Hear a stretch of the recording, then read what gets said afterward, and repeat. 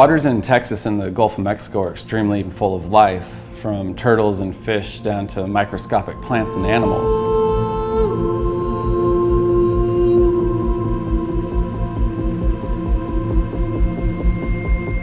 It's really difficult to see in the water because it's full of life.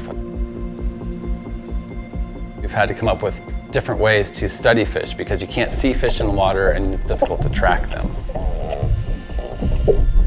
I'm listening to hear the sea trout calls right now. So luckily for us with spotted sea trout, they're a drumfish and they actually make noise underwater.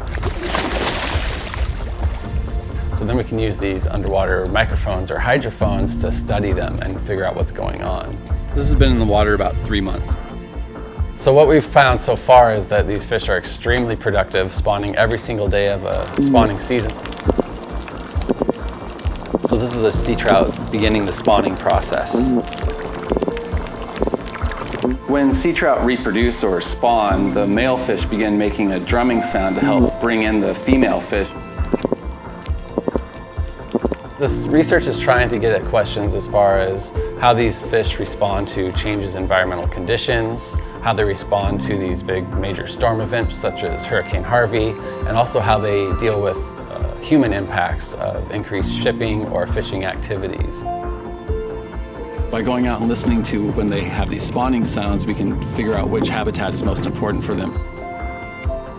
So what we're able to do is compare where we're finding spawning areas of sea trout to where these guys go fishing and see how those areas overlap and make sure we can maintain the sustainability of this fishery.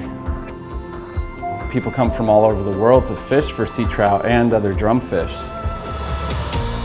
And here in South Texas, the fishing industry brings in about $100 million a year. I'm one of approximately 80 researchers and students working here at the University of Texas Marine Science Institute in Port Aransas. Most of the work we do here is focused on understanding what makes these bays and estuaries tick so that these waters can continue to support the local communities and their economies for generations to come.